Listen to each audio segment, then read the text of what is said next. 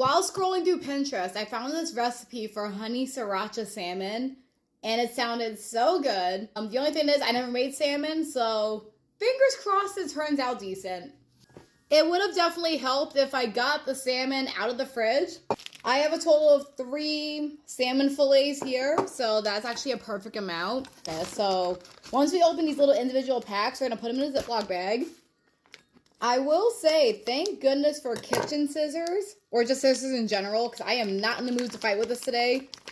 Please let me know I'm not the only one who does this. Like, does anyone else have just random shopping bags laying around? They use them as another garbage bag, so you don't have to keep walking back and forth to the garbage. I will be making the marinade in this bowl.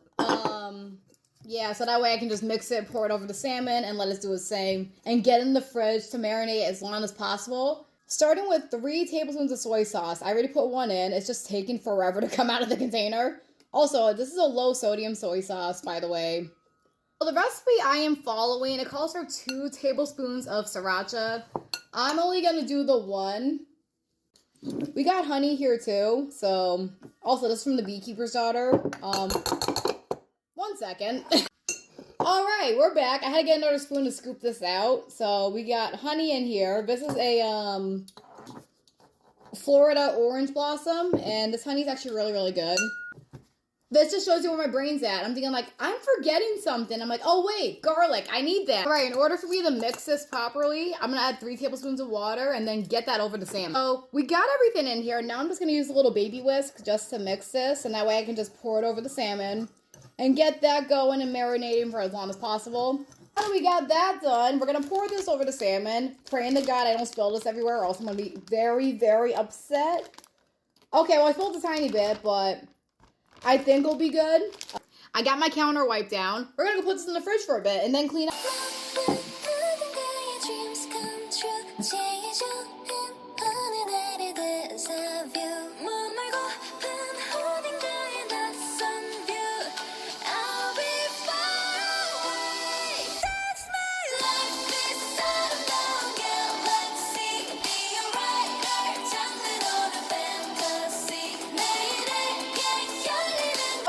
So that's enough dancing for now. This is what I do when I listen to a lot of music. So I am right now preheating my oven. So 425. So that way this is good to go when I put the salmon in. Which I don't know why I left this out. I was going to do it in the oven anyway. So I'm like, what am I doing? Just waiting for my oven.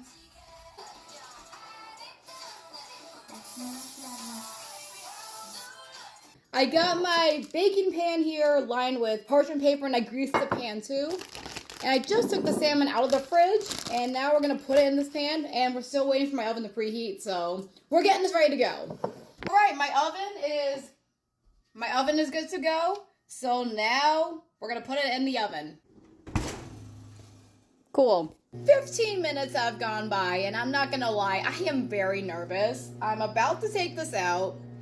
And I'm praying to God that it's made correctly. So, fingers crossed. The moment of truth. Okay, looks like we're doing okay. Now, I'm going to put... And it definitely has that, like, opaque pink color.